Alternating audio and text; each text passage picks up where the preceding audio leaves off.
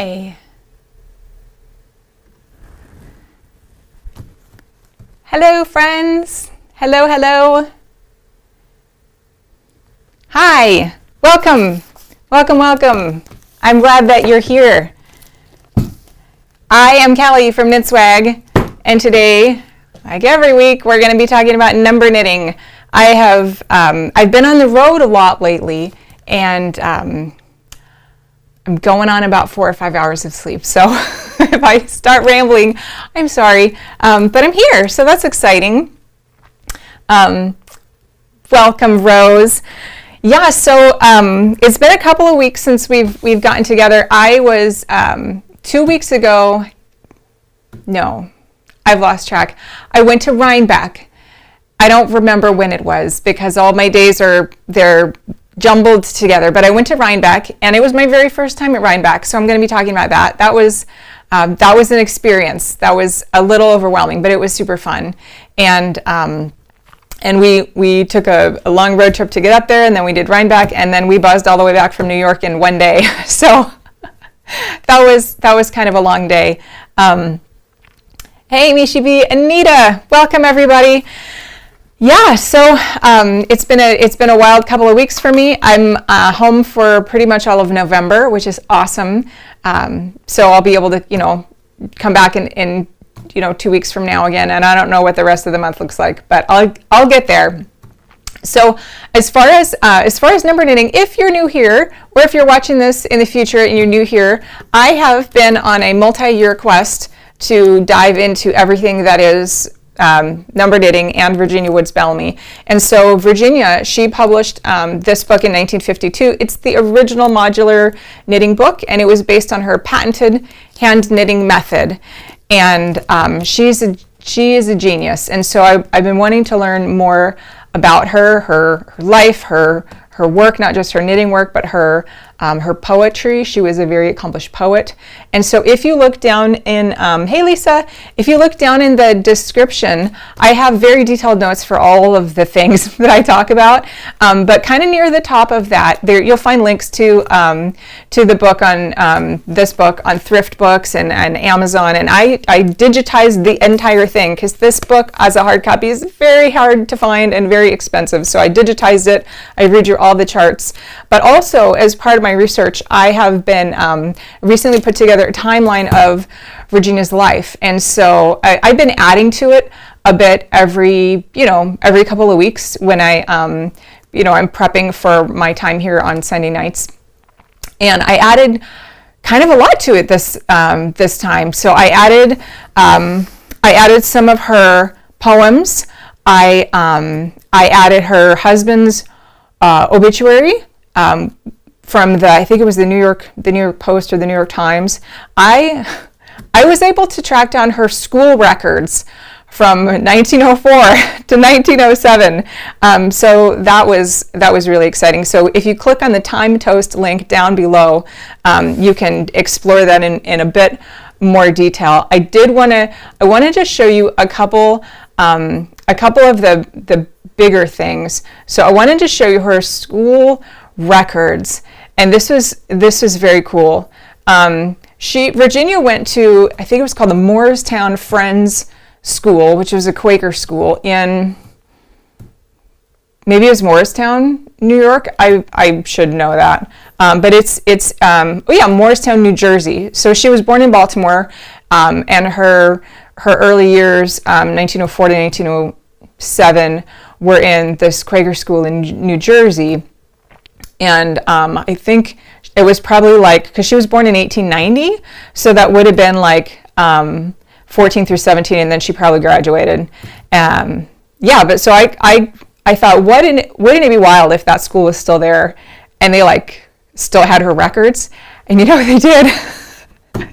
They did. So this is what the guy told me. He said, "Thank you for your recent message and inquiry about Virginia Woods. Virginia did attend Morristown Friends Academy, one of 2 Quaker precursor schools in Morristown to Morristown Friends School. The 2 schools merged in 1920, and while we have pretty solid records from the 1920s forward, the records from the prior schools are quite spotty.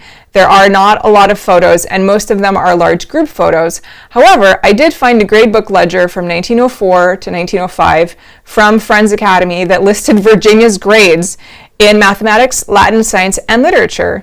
It also noted her grades from the 1905 to 1906 in mathematics, Latin, French, history, science, and literature, and 1906 to 1907 in mathematics, Latin, French, history, and literature. She wasn't listed in 1907 to 1908, so presumably she graduated in 1907 or graduated elsewhere.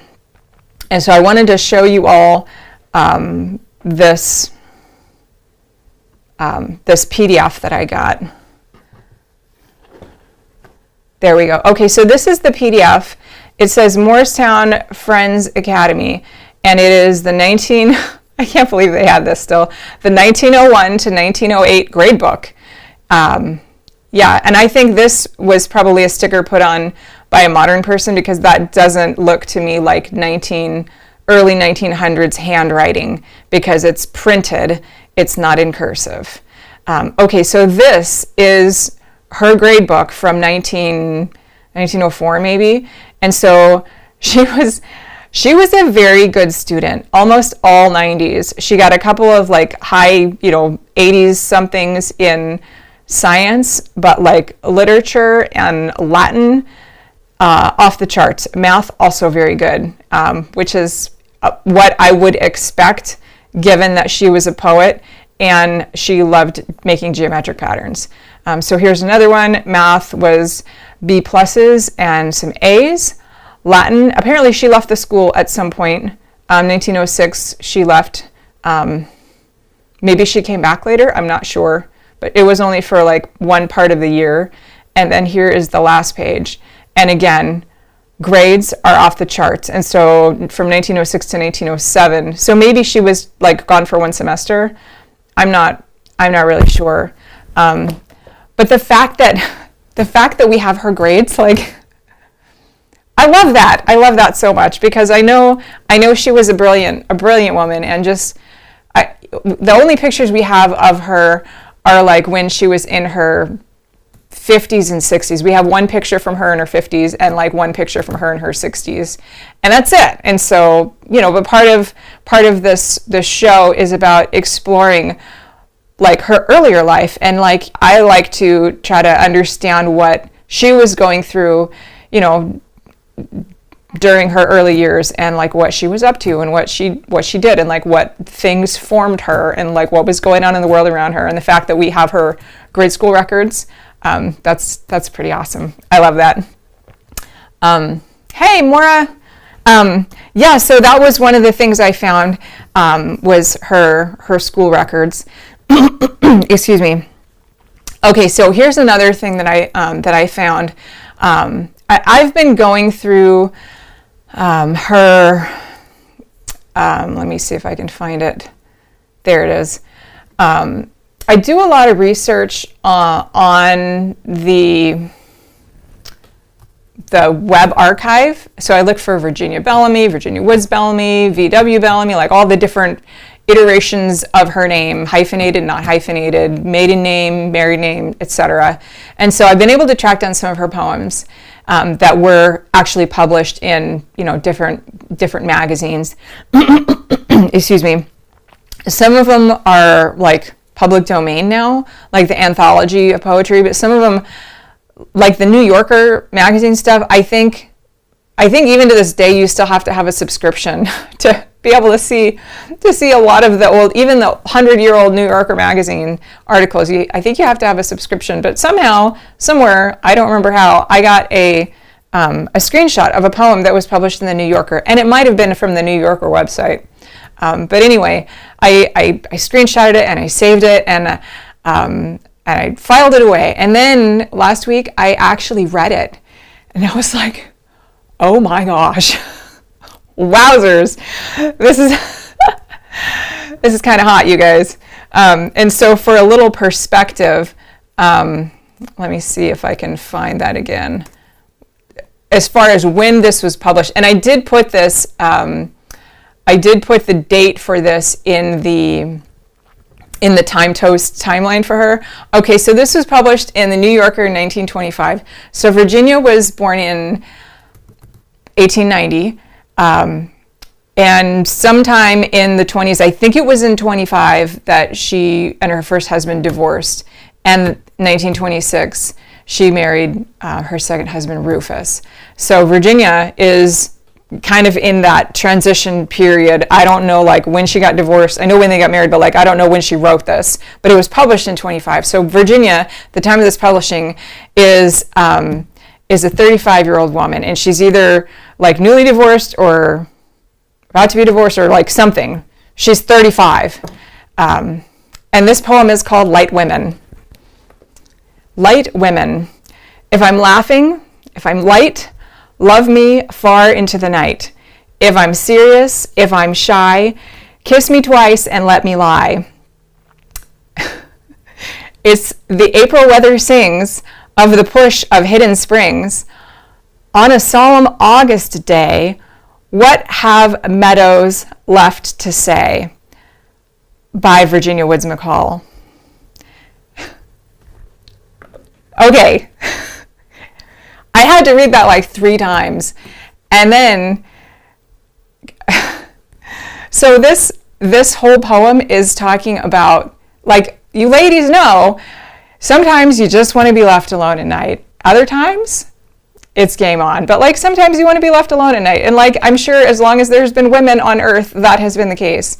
And so she's addressing this in her poem. And then what she did that's really interesting is she mentions 2 particular months, and one of them is April and one of them is August. And in the April one, she, you know, we think, I think like at first it would be easy to say, oh, it's chronological, you know, April, May, you know, down through November. But then she did this with the book of her poetry that was published right after she passed. She starts with the other one first. So her book is called And the Evening and the Morning. And so is the only book titled like that. Anytime there's another book like on Amazon or whatever, it's always morning first, then evening. Not with Virginia. She flips it. And I think she did the same thing here. She says, it's the April weather sings of the push of hidden springs on a solemn August day. What have meadows left to say? So if you look at, if we take that same idea where she flips the 2, so if you go, okay, November, December, January, February, March, April, that would be 6 months. But if we go the other way, so April, May, June, July, August, September, October, November, that's 8 months. And so I have a feeling in here she is talking about getting pregnant. And that would be the push of hidden springs. I don't know. That's my speculation. There it is again. If I'm laughing, if I'm light, love me far into the night. If I'm serious, if I'm shy, kiss me twice and let me lie. It's the April weather sings of the push of hidden springs. On a solemn August day, what have meadows left to say? Very mysterious. Anyway, that was the poem I found from Virginia that one did not make it into her book of poetry published in 76. But thank you, Virginia, for leaving that poem for us. That was awesome. All right, so that was some of the historical research I did these last 2 weeks. I've always got some little things that are kind of in the works. Like I'll put my feelers out, wait for somebody to get back to me, or there's always other things that I'm working on that I haven't figured out the details yet, or fleshed out yet, or gotten all my information yet. So I'm just going to keep finding more little tidbits for us to enjoy.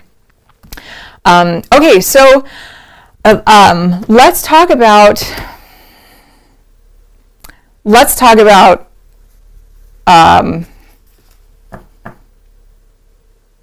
since we're on historical stuff.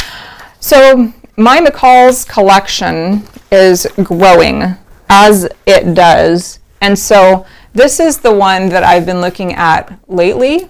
This is, Mora.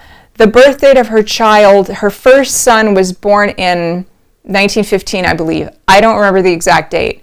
I believe she was married in 1914. Her son was born in 1915. And so when this was published, she would have had a 10-year-old son. Her second son wasn't born until 29, and her daughter was born in 31. So she's like, she's about 35, which I don't know if every woman's biological clock works like the same, but 35 is like, the clock is ticking. Like, and sometimes it ticks really loud. So that might have played into this as well. Okay, all right, so here's McCALL's Needlework magazine. So this is winter 1945-46. It is the thinnest one in my whole collection. Maybe the thinnest McCALL's of all times. It's only 71 pages. This one was really hard to find. I don't know why. It took me like months to find this. It's rare. But the thing, and I might have showed you all this before, I don't know, but I've just been revisiting it today because this was like next in my pile of magazines to scan. And so I spent some more time on it. And so this one, the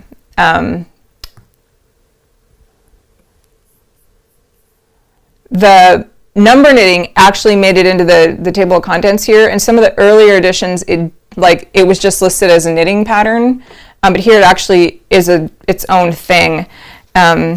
And so on page 6, I love this. So this is page 6, and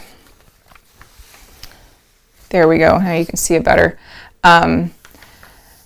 She has a full page spread here, and so you've got I think there's either 6 or 8 patterns. So you've got this like kind of like a log cabin sort of thing, a blanket with a log cabin like baby jacket. She calls it a sack, S-A-Q-U-E, I think. And there's a little baby hat, baby shoes. I have tried to knit the hat and the shoes, and I have failed both times. Yeah, no, I haven't tried the shoes. I tried the hat, and I don't know if I used the wrong size of yarn, or I don't know. I haven't gotten it yet. But then there's also this log cabin like placemat sort of a thing. And there's a matching mother's jacket that matches this baby jacket.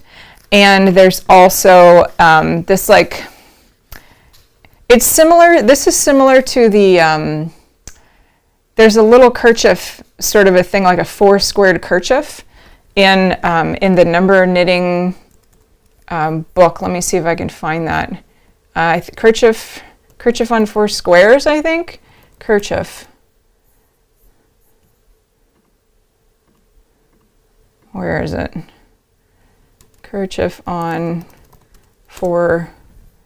Yeah, it's on page 60. So if we go over to page 60. No. Oh, it's a neck piece. It's called small neck piece. And so this thing is very, it's similar to this one in this McCALL's pattern. So this is 4 squares. But if you look over here at this one in the magazine, it's 1, 2, 3. And I apologize, I haven't scanned this yet. Otherwise, I would show it to you on my computer screen, but I haven't got that far.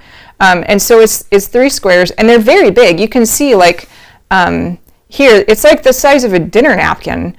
And one of them goes around her neck, and then there's like this 2 big ones that lie in front. And one thing I noticed about this that I didn't notice, and I don't know if it's even in the original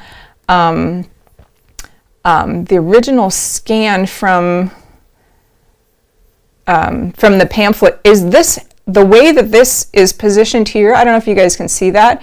It's like a combination scarf and a snood, and I don't remember seeing that in the actual pattern itself. It's not. Oh, interesting. So on my screen over here, I'm looking in the pattern, and this picture is not in the final pamphlet, which is very cool. And I still need to contact the U.S. Copyright Office and pay the $400 to like to make sure that all the McCALL's magazines are like, you know, they don't have any copyright protected. The library that I got this scan from, because I actually found the library that has the single sole living existing copy of Knitting Pamphlet #1, and I paid them like $60 for it or something. And I promised them that I wouldn't show it or distribute it or whatever until I had the copyright verified that it was like not in copyright protected, and I let them know. So like, okay, University of Chicago, I promise. So once I've done that, once I pony up the $400, I'll show you guys. I just haven't wanted to spend the $400 yet, to be honest with you. But anyway, yeah. So this is the number knitting. This is the number knitting pamphlet #1 advertisement, and it's continued over on page 67. And it's got just this little bit here. Yeah. The last paragraph, it says, in future issues of McCALL Needlework magazine, we plan to take up more designs in this fascinatingly easy number knitting based on triangles, divided squares, etc. To obtain step-by-step charts and explanation for all Virginia Bellamy designs shown on page 6, as well as for the next scarf shown on page 50. Oh, what's that? Clip the coupon on page 6 and mail it together with your remittance. So what is page 50? Page 50. Oh, oh my goodness, friends. This is new. This is new to me. I haven't seen this in color before. So this is in the pamphlet that I have, but I have not seen this in color because most of the McCALL's magazines in the 40s were black and white, and so most of it was not in color. Like if you look on page 6, it had a couple of colors, like there was a blue and there was a pink. And like, I don't know how familiar you guys are with the printing process, but generally in like 4-color printing, there's cyan, magenta, yellow, and black, and you put all 4 of those together and they make, you know, a pretty good spectrum of colors. Like if you have a laser printer, you got the 4 different colors of cartridges. So if you're printing this on a printing press, there'll be 4 different printing plates that you'd have to use in order to get colors like this. So this is cyan, magenta, yellow, black. The combination of all of those makes up the 4 printing plates. But like if you wanted to save some money but still have some color, what you could do is use, you know, black for all of this, and then you have a cyan plate for here, and then you have a magenta plate, and you just like, you know, just do like a light tint of it. And so in the McCALL's magazines, they use that technique pretty frequently. Like this is all black, but this up here looks like a red plate, and here's a yellow plate. And so you can achieve some color, but at a reduced cost. And like a lot of brands have got their corporate color, like the, you know, Coca-Cola red, like they're the only ones allowed to use that color of red. And I think even the T-Mobile pink, which is ironic because years ago I actually worked on a T-Mobile ad, and the T-Mobile like registered trademark pink or whatever, it's 100% magenta.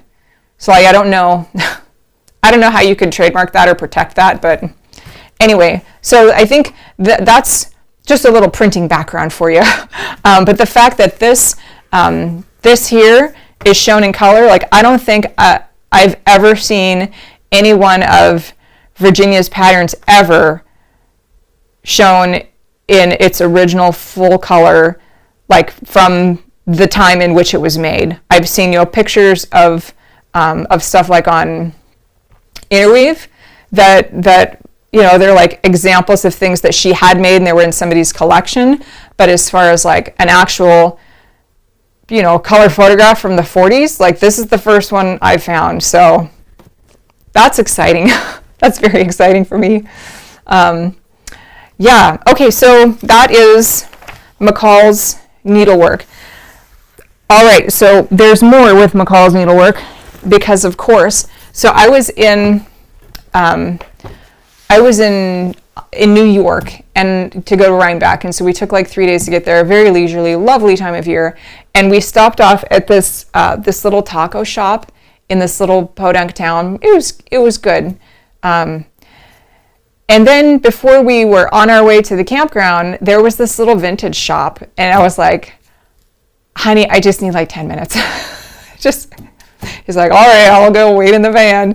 And so I went in there, and y'all, it was wild. Like, it wasn't like a normal thrift store, which is a lot of junk.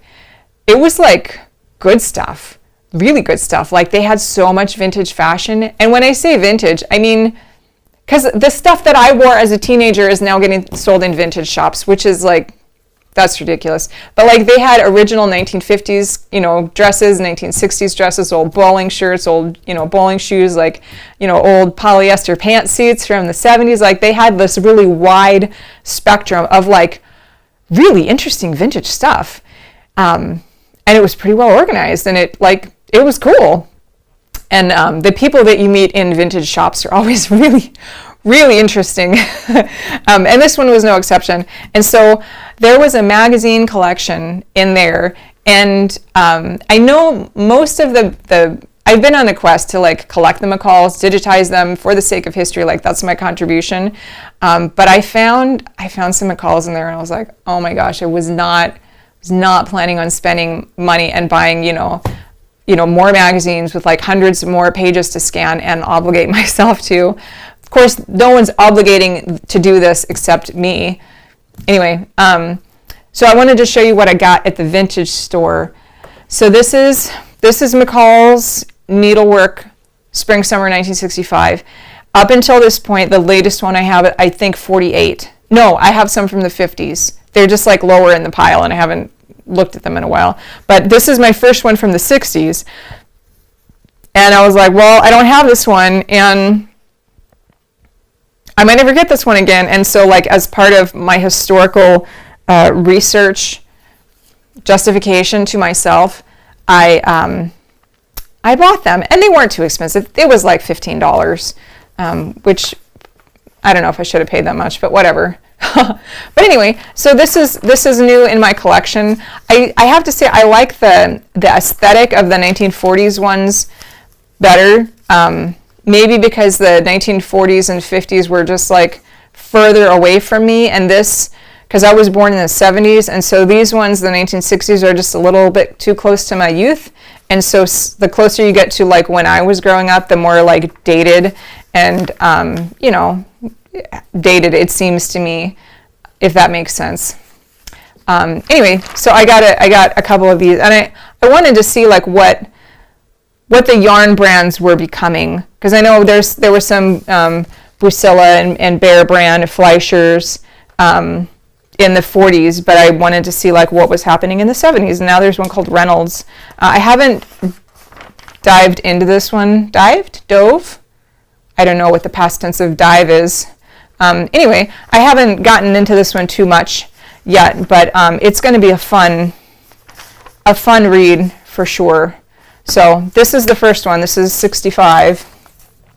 And then I also got, this one's kind of split. I think these two go together. I'm not sure. But they were sitting on top of each other in the pile, so I'm just going to assume that they were like, that those go together. Let's see if there's page numbers. Oh, there's like 7 pages missing. Oh well. So it is. The next one I got was Fall Winter 1971-72. And so this one is going to be interesting because my parents got married in 72. I believe my sister was born in 74. And so this would have been like right you know, in my mom's formative years, just a few years after she graduated high school and she was in her early 20s, and to see like the kinds of things that were being advertised to her. Yeah, and who knows, she might have even like had a subscription. I know she was a pretty good seamstress, and she, you know, we had other seamstresses in the family and needlework people in the family, so she might have even had a copy of this in her house. I don't know. But anyway, so those are my latest McCALL's additions that I'm going to be adding to the list of things I have to do, which is long. And I have finally started updating. I have a link down below in the description. I've been updating as I work my way through the pile all the ones in my collection and whether they're purchased or scanned. And so if you're curious, or like if any, you know, textile or like fashion researchers ever come across my blog looking for copies, digital copies of old McCALLs, they will know the status of things. So that's really more for posterity. Yeah. Okay. So let's talk about another way that I screwed up a pattern. So this little fleecy thing, it was supposed to be the seamless cocktail coat. So let me bring that up so you can see what it was supposed to be. I think it was cocktail coat. Yeah. So it was supposed to be originally this, and it did not work out. It did not work out at all. I'm going to show you the new and improved chart that I made for this, because the one in the book is hard to read. Nancy, it's called Nancy Jacket. That's why, one of the reasons I did the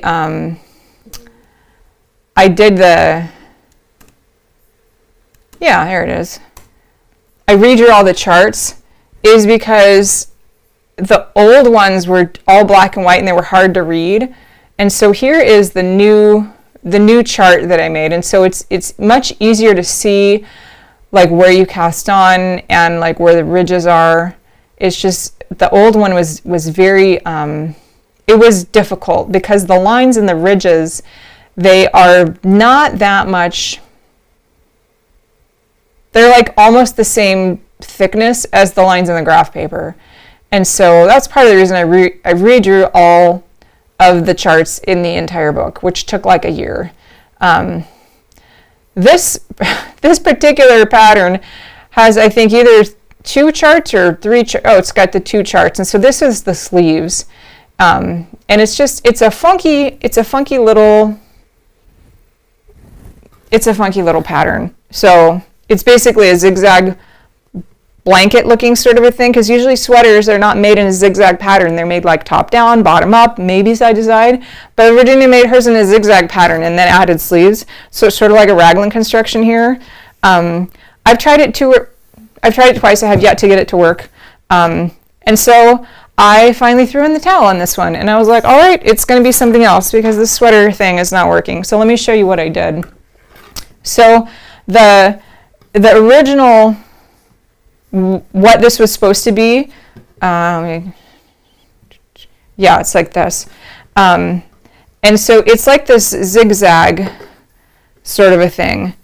And then you like join the points together and you add sleeves. And I think I showed this off the last time that we all got together, but I had like inverted when I connected, and so I had made, instead of like a sleeve point here, I had like twisted it, and so I made like a Mobius infinity scarf joining, which is totally wrong.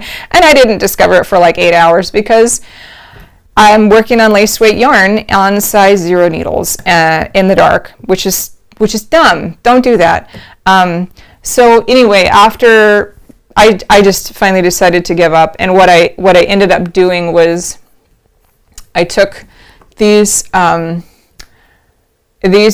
like 3 triangle shapes here, and instead of trying to like make this the bottom and add sleeves here, I just gave up because I was frustrated, and I just filled these in with divided triangles.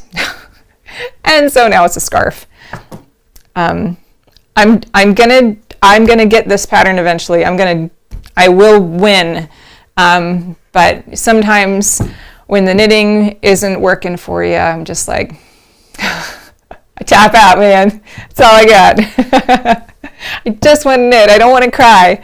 And so that's what I did. And so what I did is I filled in these little triangle spots with the triangles, divided triangles. So you pick up, and then you work a decrease here, and a double decrease there.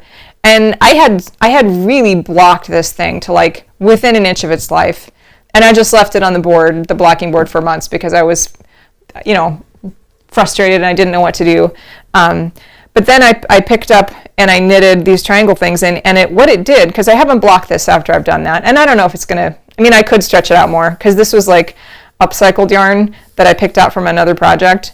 So it's all kinky anyway, but what it did is because it's not blocked, like this part was blocked, this part is not blocked, and so it has this interesting like ruffly effect, which I kind of dig. I don't know that I'm gonna like try to stretch it back out because it's got a lot of character right now, and it's a really interesting scarfy thing. Yeah, I like it. So,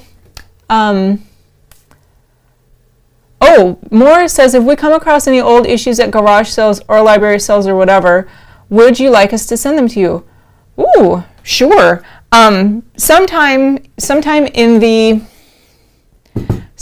month of November, I'm going to go through the collection of my McCALLs, and I'm going to update my list to like actually reflect what I own. Because there was a couple times I bought duplicate copies because they were like part of a lot, but like I don't want you guys to pay your money to send me copies of ones that I already have, unless I'm missing a page or a few pages.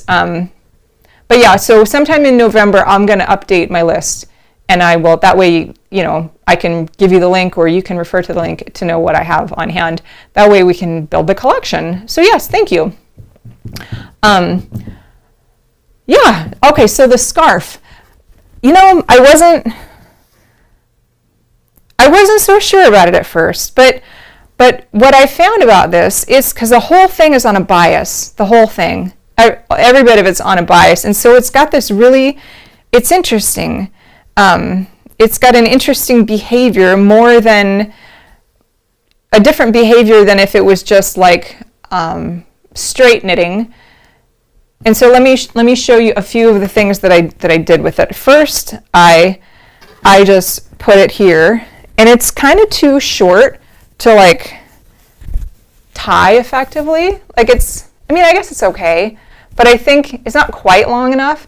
I think this would be better like with a little brooch or a shawl pin or something. It's got a little bit more length that way, and it doesn't have the big knot right there. So I might use a little shawl pin. And it's got the pointed ends. I haven't woven in the ends yet, but that's okay.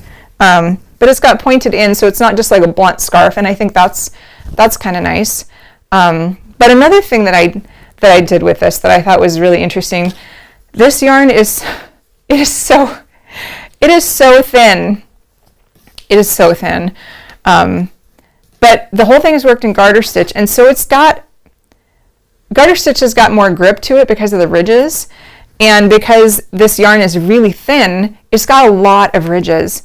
And so what I found in working with this and figuring out what in the world I could do with it,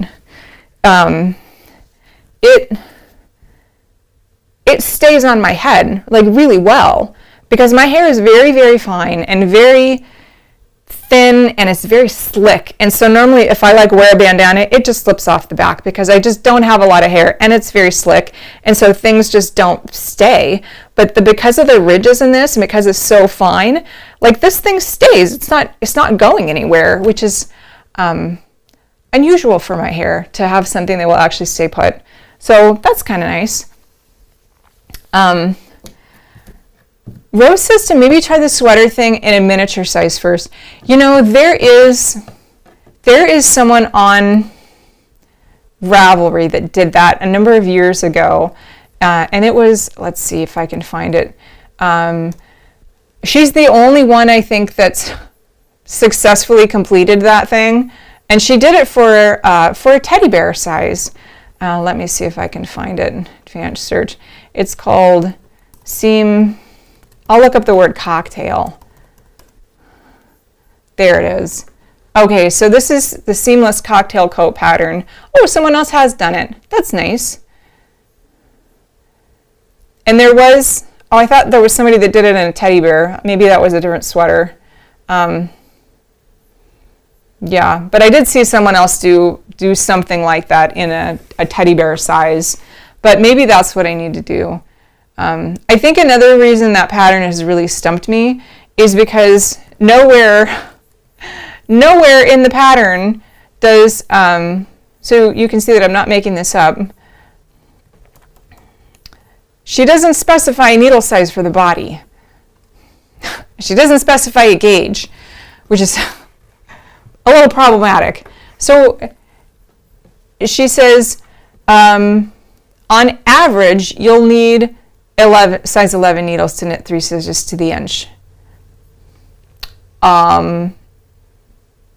Okay. However, once you get to the sleeves,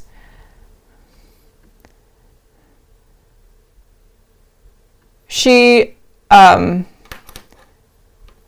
has you knit different, you start with size 12 needles, and then you change to number 10 needles, and then you change to number 8 needles, and then you change to, you know, you keep going down in size. And I attempted to make my pattern reflect that. So like the different sizes of needles are reflected by the color of the unit. I colored the units. I did my best, but then like when we all started knitting it, they were big enough to fit an elephant. Yeah, so that's why I gave up. But anyway, so now I've got this little scarfy thing that I think is an interesting exploration in bias fabric. It kind of reminded me of another one that she did called Twist Scarf, and that was right at the oh wait, I say right at the beginning, but it's still on page 114, which is not really right at the beginning. There we go. So on page 114, Twist Scarf, divided triangles. And she talks about the way that the fabric behaves. She says it has multiplied bias stretch. The model wears the head twist, which can also be used as a rolled collar scarf. Yes, it can. Made of yarns from tweed used in her hand-woven suit. And it's interesting that the nature of a divided triangle is that it wants to roll. It's just like, that's what it wants to do. And it's pretty simple.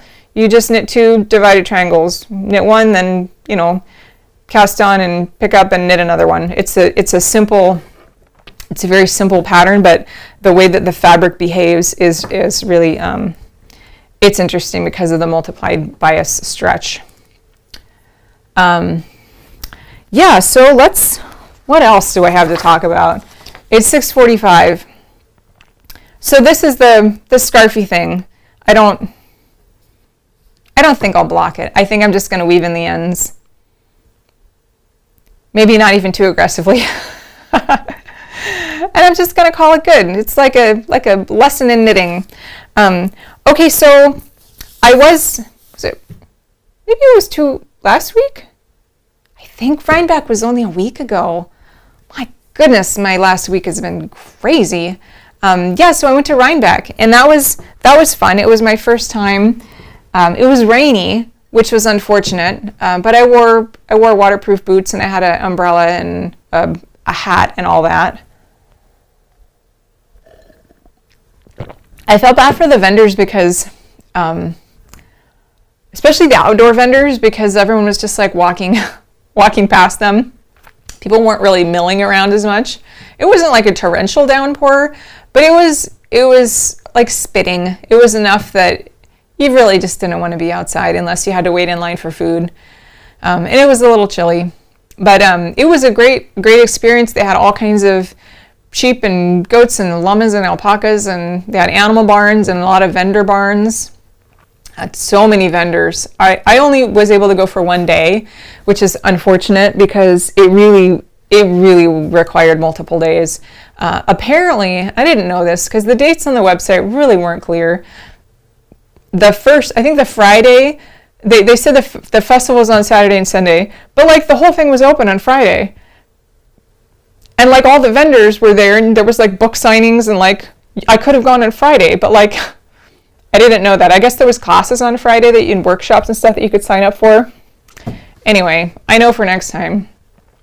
But yeah, so I just went on Friday, and it was overwhelming. There was just so much to see, so much good yarn and yarn manufacturers, and a lot of indie dyers there, and a lot of people that had notions and spinning wheels and carding equipment. And they had a used equipment auction, which was, they had spinning wheels that were like a couple hundred years old, and like a bunch of hand spun yarn, and just like these wild fiber tools, and like the bleachers were full.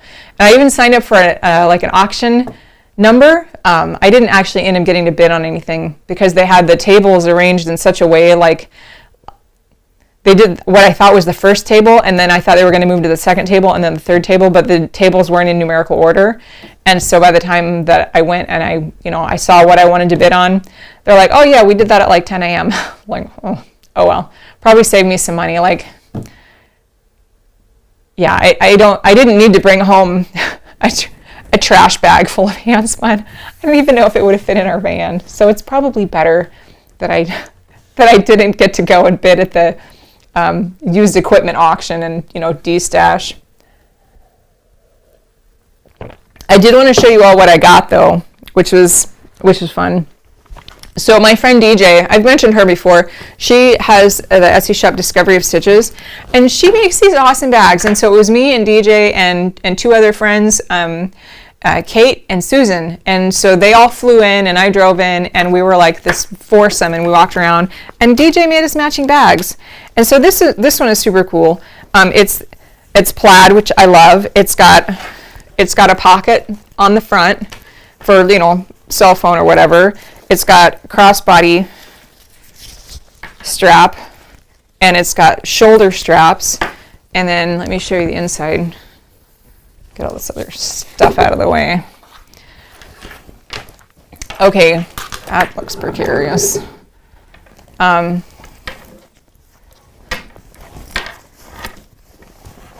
don't know if you can see the inside that well. Got my acquisitions in it. It's got more pockets on the inside. Oh, stickers. And it's got, I think, does this one have a zippered pouch? This one doesn't, but some of her bags have zippered pouches. And so she designs them for specific purposes, like if it's a duffel bag for traveling, like the duffel bag I use for traveling, it's a duffel bag and it's perfect. And she designed this one specifically for the Fiber Festival, so it's like extra big. And it's got a cell phone pocket on the front, and it's just, and it's got, love this, it's got purse feet, so you can like set it on the ground and it like won't mess up the bottom. And the bottom is like, I think this is marine grade vinyl, and I don't know if you guys can see this. This is super cute. She even has variegated like thread that she uses, like a color changing thread that matches the fabric. Love that. And all the hardware with the little rivets and the latches and the D-rings and all that. It's the coolest bag. So this is perfect for Rhinebeck for me. Yeah. Okay, so I wanted to show you, besides this awesome bag, show you what I got. So I've seen some other people do their Rhinebeck stash, and it's like, it's gargantuan. Mine is not. Partly because I already have a pretty big yarn collection. But also I was traveling, and I didn't have a lot of room to bring a lot of stuff home. And so this is what I got at Rhinebeck for yarn. I got 3 skeins. But my friends, these are awesome. So this is by, and I put a link in the description below. This is by Bay Haven Short Tails. It's I think it's a couple of ladies out of Long Island, and they raise their own fiber. They work directly with the mills to have it processed into different weights of yarn, and then they dye it themselves. And that's like the sheep are living on their property, and I love that. And this is Fingora lace. It's 80% Finn sheep. That's a new breed for me. Didn't know about that. 10% Angora, 10% silk. It's 360 yards. Oh, it's only 2 ounces? Oh, 2 ounces. And it's Ocean. That's the color of this one. So I got 2 Ocean, and I got 1 called Spring Fling. So I got a total of 6 ounces of yarn. But it's awesome. You know, I bet I could make like 2 sweaters out of this, because you know Virginia, she likes to use like really big needles. So if I knit this on like a size 9, I could totally get 2 sweaters. I don't know how long they'd be. They might be short sleeved, and like so many of my other sweaters, like belly shirts. I don't mind. I'm going to be 50 not too much longer, so maybe I should start making my sweaters longer, you know, appropriateness and all. But anyway, so that's the yarn I got at Rhinebeck. And then I got these little, let me see if I can do the overhead cam. I don't know if you guys can see these buttons that well. Is it this one or this one? This one. So these are antique buttons, and I forget the name of the shop. Maybe there are business cards in here. Nope. And you'd think they'd put the name on their bag. Nope. Maybe it's in here. Let's hope so. Nope. Anyway, if I can find out what this name is, I will find it. Yeah. I've never paid so much for buttons before, but these are vintage / antique. I paid $24 for these buttons, which is like, do they even sell buttons that expensive at Joann's? I don't know. But anyway, this button booth, it was crazy. It was standing room only. There was like a mob of women in there, and they had like probably about 6,000 of these little, I don't know what these, like these little sticks of buttons. And they had like buttons from the Civil War era up until now. So you could get buttons from like, you know, $4 to like probably $150. And there was thousands of these. It was crazy. It was crazy. So the reason I bought those was because I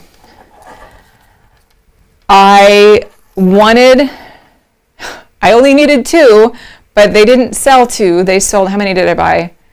7. I have 7 of these. Which for $24, that's actually not that bad, right? Right?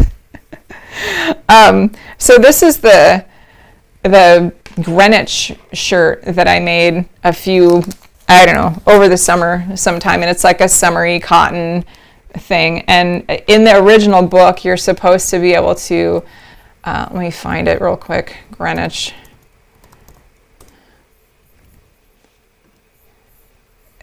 Yeah, you're supposed to be able to like, this says you put pearls in the ends, like 2 pearls, which I guess that could kind of work. Not, you know, so I do 1 button on each side, and the way it's worn, this picture is not great, but you know, it's all we have. And so it looks like the front and the back, they kind of like cross over. So otherwise the neckline would be like down here. And so with her construction, it kind of, depending on where you put the buttons, it lets you like adjust the length of it. And I've only worn it have I worn it? I might have just worn it with these stitch markers, and so it's kind of a little bit more revealing than I'd prefer. But yeah, once I add those very cute, expensive little buttons, I can like, and I can, you know, crank it up a bit to make it more less revealing, which is preferable. Yeah. Yeah, so I got buttons, and I think they match pretty good. I like the color. Can you see them? Oh, that's pretty. Yeah. So anyway, those are going to go together. And then what else did I get?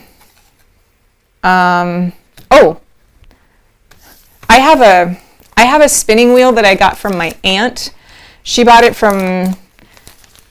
She went to Australia in the 70s and lived there for a while, and she bought this New Zealand spinning wheel, and I'm the only spinning person in the family, so when she passed, I got the spinning wheel. And it has the same dry band that she put on it in like 1978. And it works pretty good, but like, I feel like I should put on a new band.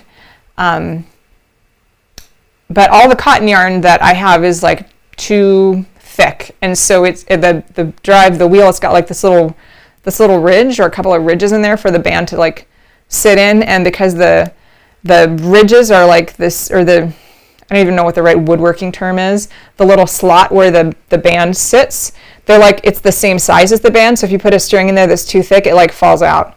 And so this nice spinning wheel company called Cleams and Cleams from Pinole, California. I'm from California, and I don't even know how to pronounce that because I've never seen that city. Pinole? Not sure.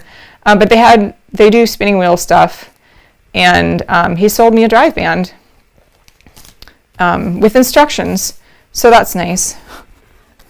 So this is probably, I'm just guessing, his like, you know, most profitable percentage item, because how much would you say this string is worth? Like, this is probably like 5 cents worth of string. I paid $8 for it because I don't have string like this. Like, I have, you know, tens of thousands of yards of other string, but I don't have cotton string in just the right thickness for my spinning wheel. So I paid him $8 for a spinning wheel drive band with instructions. That's okay. He had a spinning wheel for sale. It was a gossip wheel where you could sit, like two people could sit opposing, like face to face, one wheel, and I think maybe even one foot pedal, I'm not sure, but there's separate take-ups for each person, so you could like sit and gab with your best friend while you're spinning on the same wheel, and he makes them, and I think they used to be popular in like the 1800s or something, but he makes them, like, for real today, and they're only $4,000 with a 2-year wait. So my $8 drive band seems pretty reasonable. Yeah. Okay, another thing that I got, there was this one lonely little booth. You guys are funny. This Rose says the string may be $2. It was $8. The instructions are priceless. Yes, that was what I was thinking, because I've watched several YouTube videos on how to replace a drive band, and I'm so glad I didn't cut off my old drive band first, because I've tried it several times and I failed miserably. But now I have instructions, and the right size string, so hopefully I'm going to make it work. I'm still not going to cut off the old drive band until I get it right, though. So put that on my list of things to do. All right, so we were in one of the booths, and they had this this lonely little booth that no one was in there. It was all woven blankets and stuff. And I got to talking with a lady whose booth it was. Her name was Peggy Hart. She was a weaver, and you know, Rhinebeck was selling fiber stuff for people to make their own fiber things. So like lots of tools, lots of yarn, like lots of buttons, lots of the tools, the things we need to make the stuff ourselves. But she was selling finished goods, finished blankets and finished shawls and everything. And like no one was in her shop, no one was in her booth. But I got to talking with her, and it was really cool. I mean, I didn't pay $200 for a blanket, I probably should have, because her stuff was really nice and was all like locally sourced wool. But she had these books in her booth, and I was like, I'll get it later. I don't want to carry it around with me. But then I realized she wrote the book. She actually was the author of the book. It's called Wool: Unraveling an American Story of Artisans and Innovation. And her name is Peggy Hart. And I haven't got very far. I mean, just like maybe 10 or 12 pages in. But it's a really great book for understanding, like, you know, American wool and the history of it. And like, I mean, the research that she does in this is incredible. It's like a PhD thesis. It's awesome. So the tidbits I pulled out of it so far was, in the very small amount that I've read, was that the per capita consumption of wool in America peaked in 1890, and that was when Virginia was born. That was the very year Virginia was born. And I think rayon was developed right around that same time, and for some years it was only allowed to be used for like military purposes or something, I think. But as more synthetic fibers became available, people started using less wool. And the real kicker for wool in like the downfall of wool consumption in America was the introduction of like central heating and air conditioning, because suddenly we didn't have to have 9 blankets on our bed at night. We can just like turn up the heater. And if we didn't, now we have air conditioning, and so we can stay cooler indoors. And like the necessity for wool is just not, it's not what it was all those years ago. And so she dives into a lot of the details, and it's just a tremendous book. I meant to read it take it on the plane. I did take it on the plane with me on my last trip, the last few days, but I never got out of my suitcase. So I just carried it. I just carried it around the airport. But this is a great book, and I linked it down to that below. And so if you're interested in like American history and sheep farming and, consumer trends and like all of that, those sorts of related things, you'll totally love this book. Oh, and mine is, she autographed it for me, which is very cool. She says, "Wear wool, Peggy Hart." Thanks, Peggy. Yeah. Was there anything else? Oh, okay. Yeah. One last thing I got at Rhinebeck.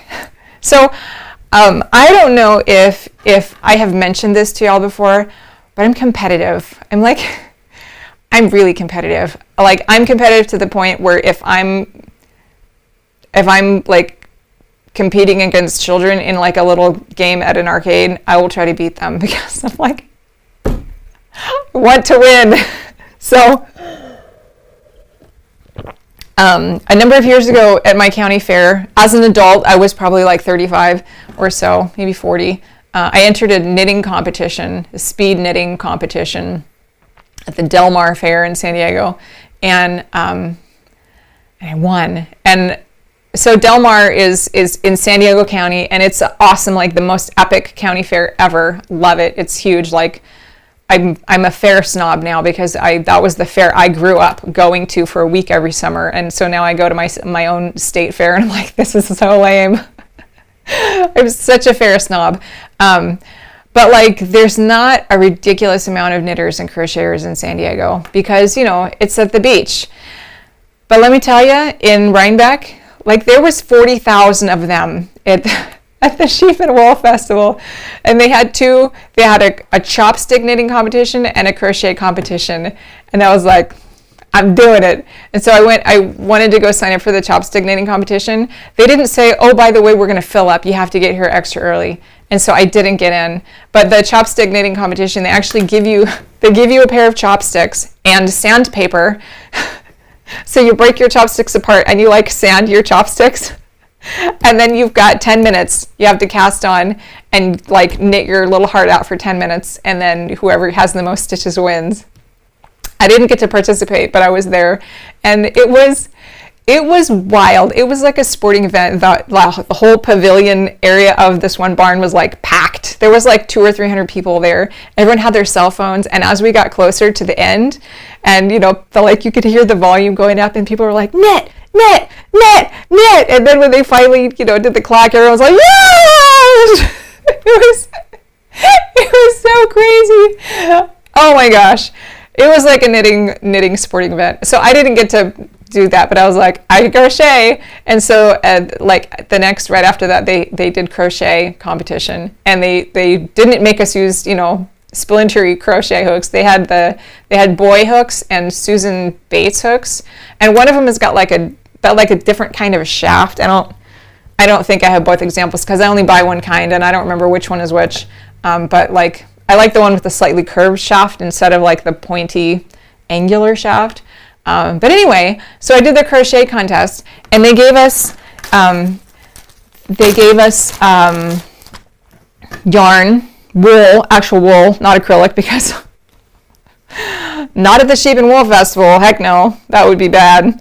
So they gave everyone a ball of yarn, the same size ball of yarn. And they said, all right, now when you get, close to your ball of yarn, you run out, let us know, we'll give you another ball. And so I did my chain stitches, and this is different than the one I did before, because at the one I did in San Diego, you got to cast on your 20 stitches, and then you hit go. Then they started the timer. But this one, you only got to put your slip knot on. And so when the timer started, you could then do your chain stitches and do your double crochets. There's something new that I learned that I hadn't heard of before. It's like a foundationless crochet, or I don't know what it is, but I need to look that up. But I guess you can crochet something without the chain stitch, but all of those double crochets that you used as your foundation, they still counted in your grand total. So anyway, I don't know what that means, but so some people, there was different options for doing it, and I just did a regular chain stitch. But this is how much I did in, I think it was 10 minutes. I think so. Yeah, and I had a little bit left over, but it was enough. It was enough to win a prize. I got 6th place, and I got a ribbon. I got 6th place in crochet at the Sheep and Wool Festival. So that's pretty cool. I suppose, if there's any place that you want to win 6th place at something, it's in the biggest fiber festival in America, right? Because only the hardcore crochet people are gonna go and sign up in the crochet competition at Rhinebeck. And so I was in good company, which is awesome. So yay, that was fun. So that was Rhinebeck. It was a great experience, and I'm gonna go back next year. Yeah, I might.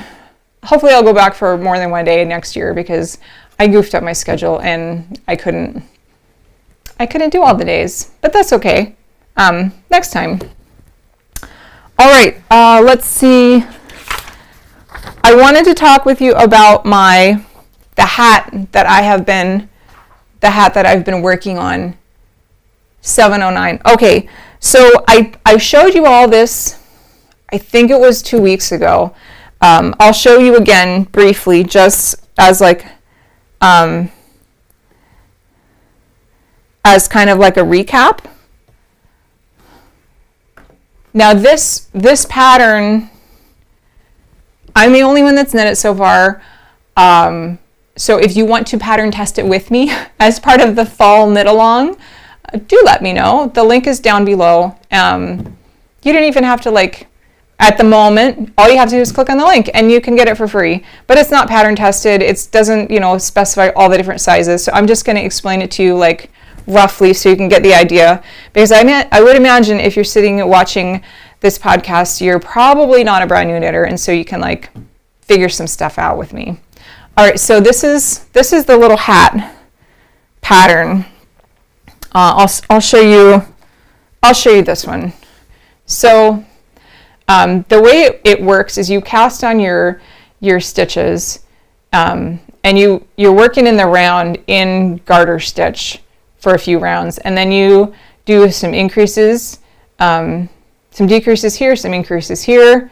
And so you're going to work garter stitch, stockinette stitch, garter stitch, a little bit of stockinette stitch, and then graft it at the top. Let me bring that pattern up so you can see it. It's called, I just made up a name. If you guys have a better name than roundabout zigzag scarf, do let me know. Roundabout. There we go. Because, you know, I'm not great at naming stuff. So, like, give me something better. Help me out. Help a girl out. Okay, so here's the way it works. It's charted flat because that's how Virginia charted things, and I don't know how to chart in the round in this style. So yeah, you work it in the round. So you're going to cast on here and then work some increases and decreases at the specified points. These numbers here of rows of stockinette stitch and ridges of a garter stitch, those are based on 18 stitches in each one of these sections. And I found with like 18 stitches on like size, I don't know, 2 or 3 needles gives you like a cute little baby hat. And I think last week I put this on little Ducky. So this would be like a newborn hat, I guess. I don't know. Really haven't been around very many newborns, so I'm guessing. When I was on my trip, I accidentally grabbed the size 0 needles, and I just went with it instead of the size 2 because I forgot to pack the size 2. And so I think this one's like a preemie hat, but this is, I think, also 18 stitches. I did figure out if you, and I haven't tested this successfully because I don't really swatch. There's instructions here for if you want to make it for a different head size or like a different, in a different gauge, because I don't specify gauge here, that's up to you. You take your head circumference and you divide it by 6. So let's do that together. So my head circumference, pretty sure it's 21. For today's demonstration purpose, it's 21. We're going to divide that by 6. Nope, that's wrong. So 21 divided by 6, 3.5 inches. And I'm going to multiply that by the number of stitches per inch. And so I think if I'm working like loosely on a worsted weight, I'll do like 4.25 stitches per inch. So that would be the number of stitches that I would need to cast on for each one of these sections. So you do like 15, 15, 15, 15, 15, 15. And I have some instructions here about, oh, typo. Oh. How to determine how many ridges that you need. The height that you work, so this height here, before you start grafting, it should be about 125% of the length. And so if this is 3.5 inches, 3.5 times 1.25, so you need to work until you're about 4.375 inches. And once this part is that, then you graft it. And then you slip them onto DPNs, graft away, and then once your grafting is done, then you work one by one ribbing. And what I like to do here, what I like to do is, I'm going to rotate this page so we can see it better. Rotate, rotate, rotate. There we go. Now this will be like you're actually working it. Okay, so you're going to pick up your stitches here. And in this little illustration, it's kind of rounded at the top. And that's because my first ones were, they were rounded at the top. And that's why that happened. And so if you pick up these edge stitches here at like a,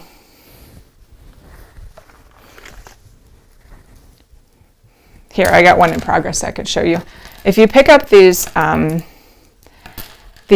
stitches, this is where you're your triangles are going to go. So if you pick these up at like a 1-to-1 ratio, you will get a rounded top. But if you don't want a rounded top and you want a flat top, you pick them up at a 3-to-4 ratio. So you pick up 1, 1, and then in the 3rd and 4th stitch you pick up a single, and then 1, 2, and then your 3rd and 4th stitch you pick up a single.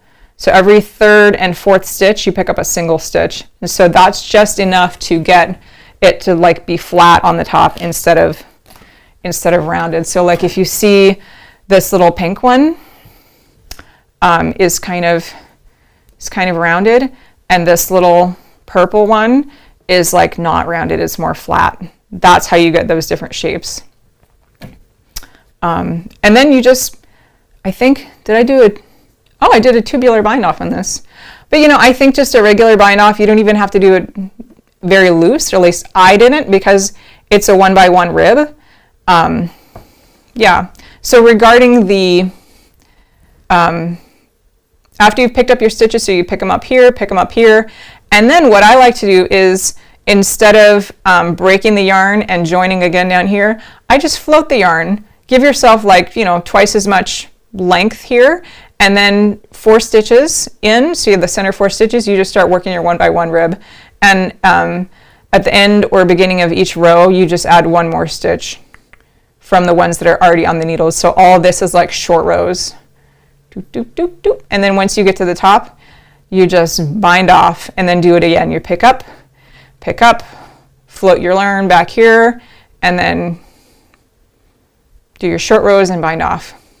It's a fun little hat, because you don't have to do like 8 stitches at the center of your DPN, which like is miserable.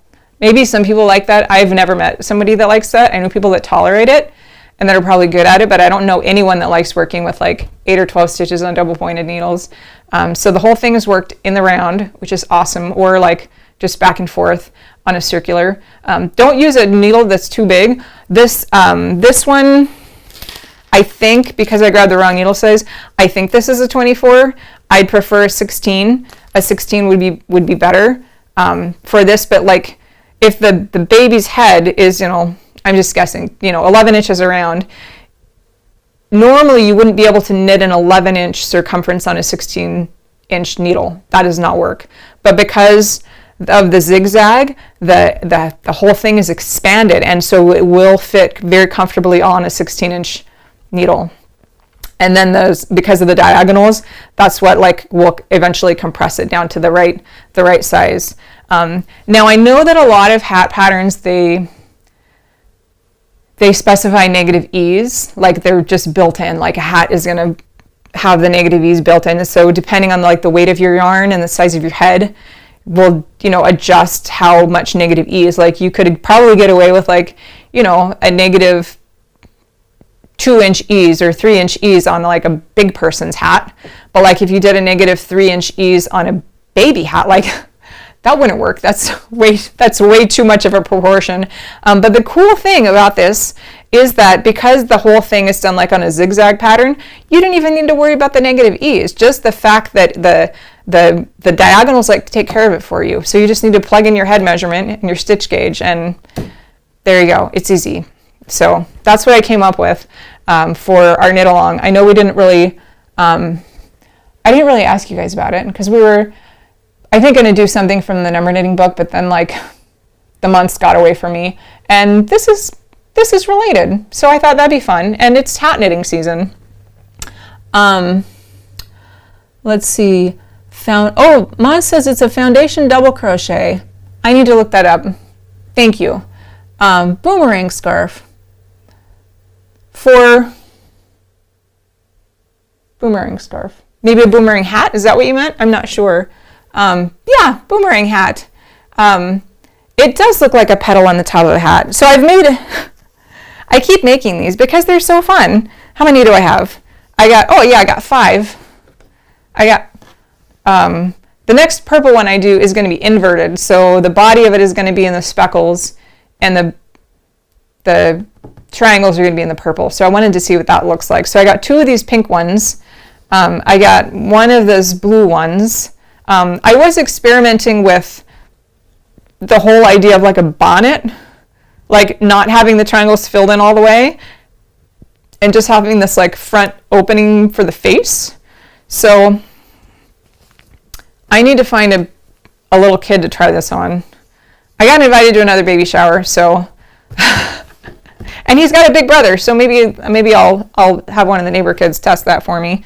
And then I have another one in the bonnet style, and then oh my gosh, let me show you. This is fun.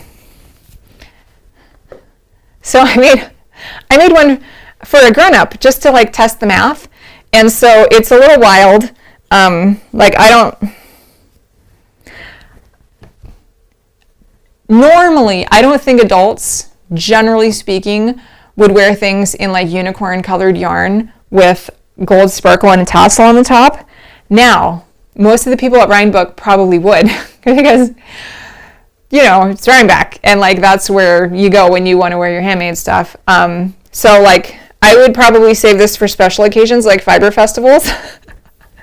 Probably not like on a date with my husband.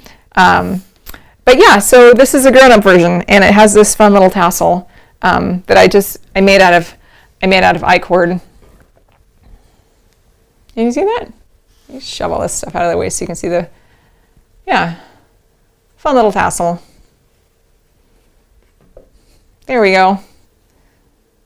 And it's a cool design because I've got the glasses and these things get in the way sometimes, but because of the way that this thing is constructed, it doesn't come down as far over the glasses because it's got the triangle right there. And so I can just position the edges of the triangle like right over the glasses and it like just kind of sneaks back right there, which is nice. So I'm on hat number 6 now. That's not including all the ones I ripped out because I kept screwing up. But yeah, so that's the hat. If you want to, oh, Anita already downloaded the hat and printed it. Fabulous. And if you see any typos well, I already know there's one typo. If you see anything that's not confusing, because I kind of threw that pattern together just like to make sure that you all got it tonight, because I meant to do it 2 weeks ago and that didn't happen. But like if you see any issues, let me know because it won't be free forever, but for now it's free. And I'd love it if you'd make some hats with me. It's fun. It's a fun pattern.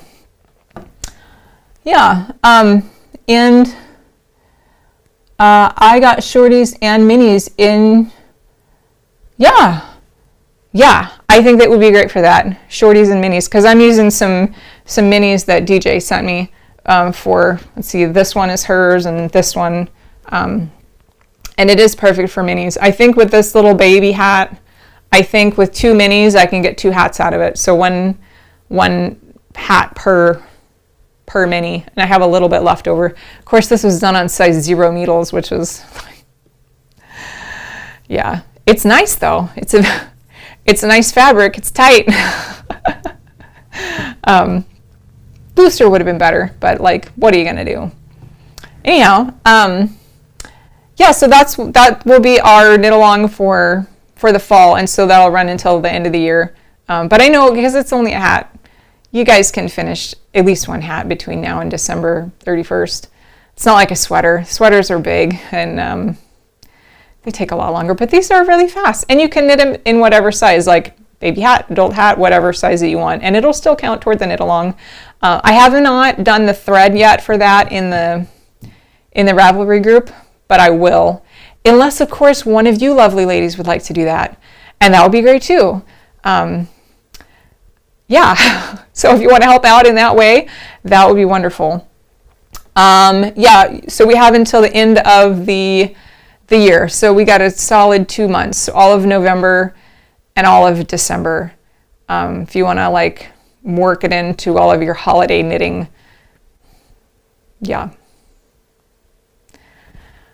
All right, friends. I think that's about it for me today. We are at 7:25, and